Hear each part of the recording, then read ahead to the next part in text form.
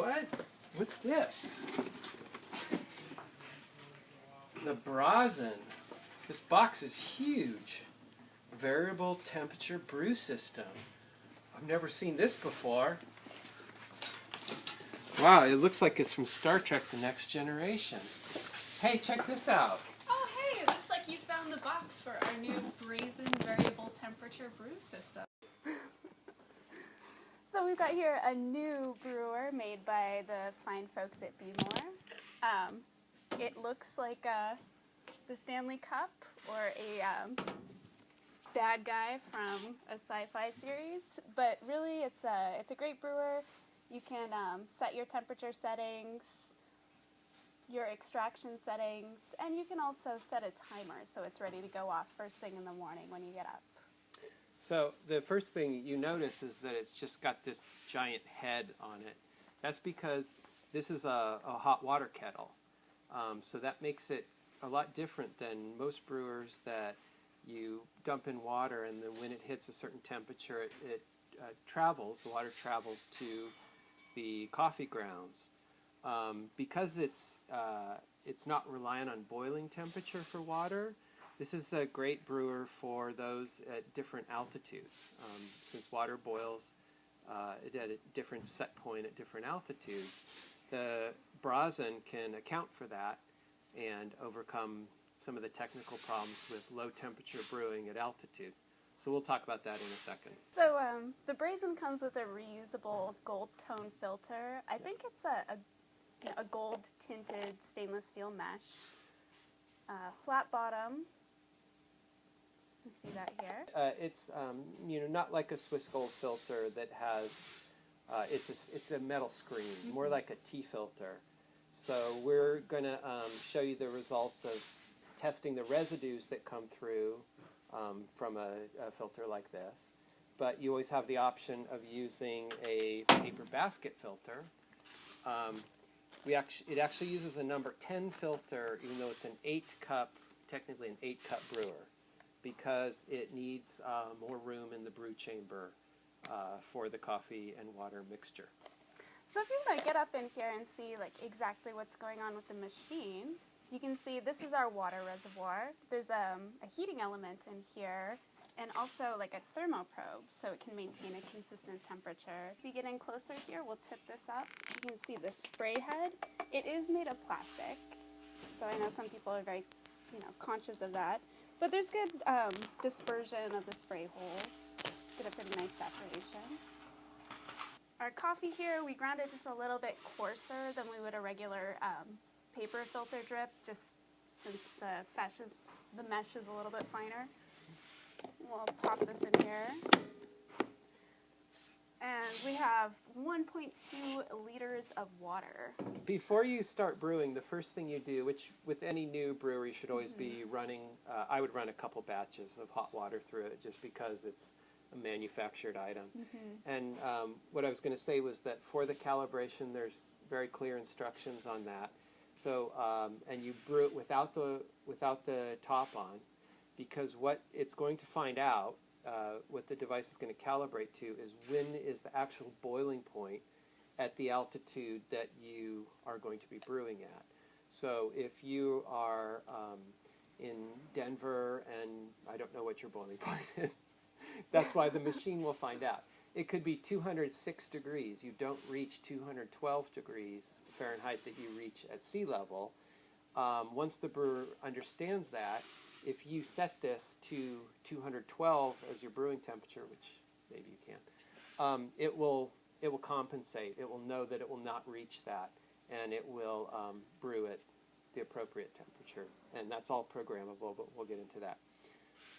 The other really silly thing, but brewing coffee is a bunch of silly, annoying things, is my first thing with brewing is I always dump the water in without the top on because it's just faster. But that doesn't work with this kettle. It goes all over the place.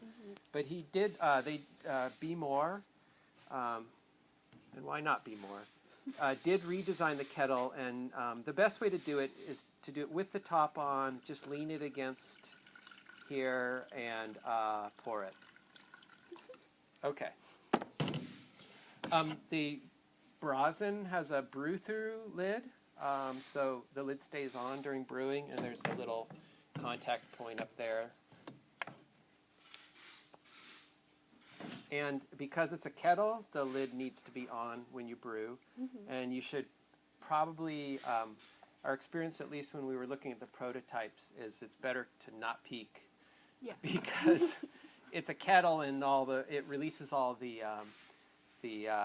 water vapors and you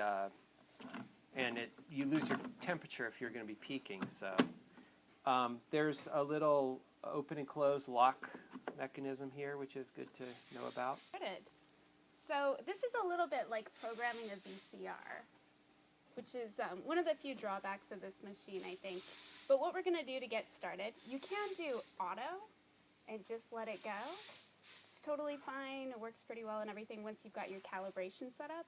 But we're going to futz around with it a little bit. So we're going to hit mode, and then we're going to hit mode again, and again. So now we're in our pre-soak settings. And the reason why you would change this is depending on how fresh your coffee is, you want to give it a little bit more time to bloom, a little bit less time to bloom, whatnot.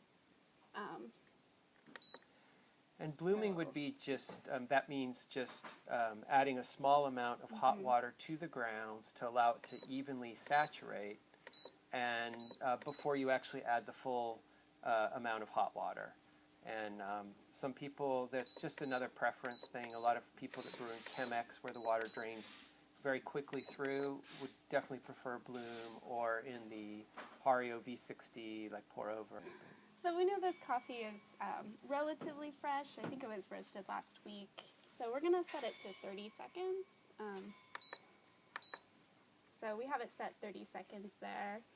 And for our brew temperature, it's the default right now is 202. So let's set it to 205.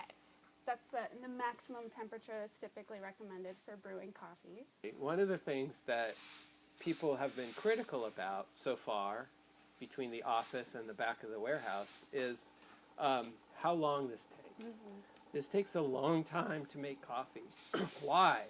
Because it's boiling your water, because it's a kettle, and then it's a brewer. You know, for people just have to consider whether this fits the aesthetic of their house, or if their significant other is going to make them brew in the laundry room, or, you know, that's up to you. What is the height of the brewer? It is about 15.5 inches high.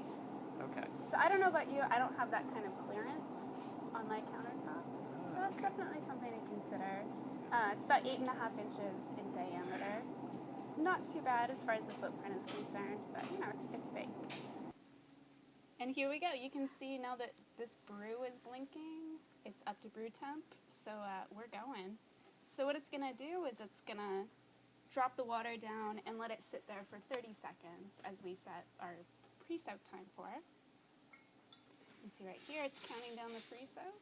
Do we know what volume of water it uses in the pre-soak? Do you know? We do not know, but we will find out. Yeah. And we will put it here. So is brewing complete? Brewing is complete. Can I take this pot out? Yes, I can. It doesn't drip. Wow. That's great. Brazen invented that, the removable pot, so you can cheat. And by the way, when you... Oh, this coffee looks so rich and smooth. So Amanda is measuring just the brew temperature, and we have 173, 172. We've measured the temperature of the water going into the coffee from the shower head. And what did we get for that measurement? Was it accurate? Did it correspond to what our temperature said? I think with 204, it was somewhere around 198. So there's still there's still a bit of heat loss. Okay. You also have to consider it's going into, the cooler bed of grounds. Okay. Yeah. And what's the idea, like, between brewing, we have the pointy cone filters, we have flat bottom cone filters like the Melita, and we have flat bottom filters in the sort of bun tradition. one of the issues with the flat bottom filters is how the water is dispersed through the grounds, how it enters the grounds. If it's only wetting the center portion, then your chances are you're not going to get a really good extraction through the entire bed of coffee and even. So the Brazen has accounted for that by having a very wide dispersion area, probably the widest we've ever seen. And I mean, that corresponds to really old coffee brewers I used to use in like Curtis gas-fired coffee brewers, where they'd have these big shower heads, literally like your shower, that would spray over a really giant flat bottom filter, and they made excellent coffee. And I just think there's different ideas. One of the critiques of cone filters is that you'd be over extracting in the tip, where all the water is sort of funneling down through that pointy portion, like in a Chemex, and you'd be over extracting. So people compensate with that with pouring patterns, with sort of fussy, brewing techniques. I can't say which is one is better than the other. I just think that each has to have the appropriate method of having the water enter the grounds and how much water soaks with the grounds at any given time to get full extraction. Given that, I compared what extraction we were getting between the Technivorm and the Brazen, and they were both actually dead on the same. We were using 57 grams of coffee for 1 liter, and we're actually on the high range of extraction towards 20%. So it was definitely fully extracting, which is good. You could compensate for that with the Brazen by just reducing your pre-infusion time, your soak, and or lowering your temperature. Or changing your grind. You can also use paper filters, and one reason to do this would be to make a cleaner brew without any particulate, because you're going to get a very small amount, depending on your grinder and your grind settings and the quality. You're going to get some particulate coming through the permanent filter. So let's rid ourselves of this. What I have noticed with the paper filters is that I like to wash my paper filters out in order to ensure that there's no paper taste from them. And it's a little tricky with the Brazen or Brazen to do that, because the filter tends to just cave in on itself. So maybe someone will invent a better method, but as I put this in, the filter tends to you can get it to stand on the edges, but once you wet it, it kind of becomes incredibly floppy. And I've had to fuss with that a little bit. But use a number 10 filter, even though it's an 8-cup brewer, because you need some more depth there's more depth to the brew chamber, which allows the water to fill up higher. And paper filter is a great option. And if you wanted to see what sort of extraction we got from the bed of grounds, if you are into that sort of thing, it looks like it's pretty well extracted.